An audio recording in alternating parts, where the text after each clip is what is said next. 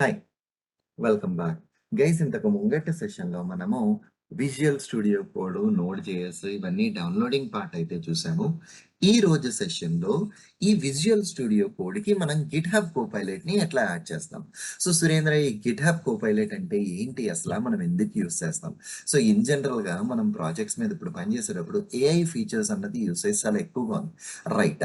So ఈ GitHub Copilot అన్న దాన్ని యూజ్ చేసుకొని మనము ఏఐ ఫీచర్స్‌ని మన విజువల్ స్టూడియో కోడ్‌లో యూజ్ చేయొచ్చమాట.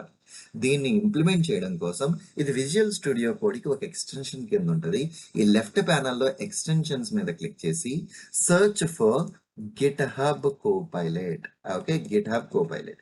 బేసికల్లీ నేను డౌన్‌లోడ్ చేసింది కొంచెం ఓల్డర్ వెర్షన్ అవ్వడం వల్ల నాకిక్కడ GitHub Copilot chat and as well as GitHub Copilot 2 కనిపిస్తున్నాయి. మీరు వీడియో చూసే టైంకి ఈ గిట్‌హబ్ కోపైలట్ మీకు కనిపియకపోవచ్చు. ఓన్లీ గిట్‌హబ్ కోపైలట్ చాట్ మాత్రమే ఎనేబుల్ అయితది. ఎందుకంటే ఇప్పుడు నేను consider that it's gonna be 10థ్ ఏప్రిల్ 2026 అని నేను చేసే టైంకి older versions of VS Studio Code use చేయడం వల్ల నాకు ఈ గిట్‌హబ్ కోపైలట్ కనిపిస్తుంది.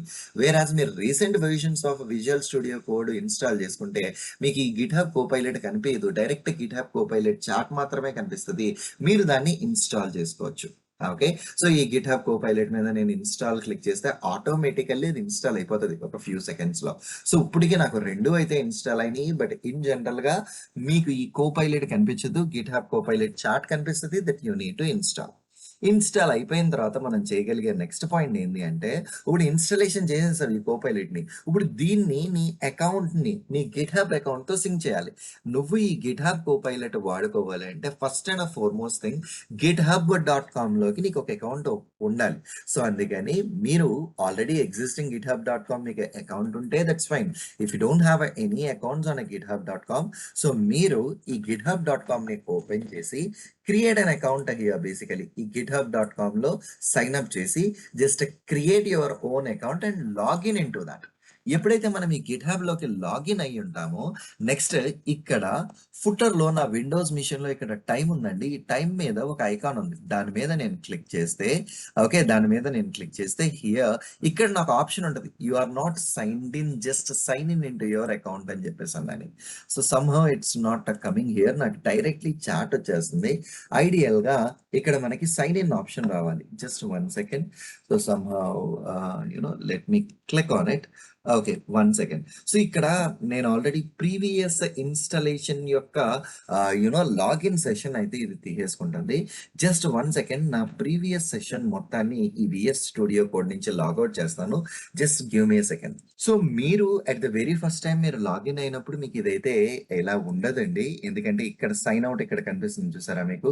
ఇక్కడ సైన్ ఔట్ అన్నది మీకు బై డిఫాల్ట్ ఎందుకంటే మీరు లాగిన్ అయ్యి ఉండరు కాబట్టి. సో మీరు సైన్ ఔట్ చేయాల్సిన నెసెసిటీ లేదు. సో ఇప్పుడు ఆల్రెడీ నేను లాగిన్ కాలేదు. సో ఇక్కడ ఈ టాప్ రైట్ కార్నర్ ఫుటర్‌లో మీ టైమ్ మీదన sign in to use AI features అంటుంది. దాన్ని మనం క్లిక్ చేస్తే సో ఇదిగో కంటిన్యూ యూజింగ్ గూగుల్. సో నేను గూగుల్‌తో దీన్ని సైన్ ఇన్ అవుదాం అనుకుంటున్నాను అని నేను ఎప్పుడైతే నేను ఈ ఆప్షన్ ఇచ్చానో it will prompt me an option basically నాకు ఒక బ్రౌజర్ ఓపెన్ చేసి ఆ బ్రౌజర్‌లో నా జీమెయిల్ లాగిన్‌కి ఎందుకంటే కంటిన్యూ యూజింగ్ జీమెయిల్ అన్నాను కదా నేను. నా జీమెయిల్ లాగిన్‌కి అది కంటిన్యూ రీడైరెక్ట్ అవుతది. సో హియర్ ఇక్కడ మీరు చూస్తే గనుక నా జీమెయిల్ ఐడీని అది ప్రాంప్ట్ చేసింది. Just click on okay on that particular Gmail so that automatically అది ఇక్కడి నుంచి it is taking me to my password.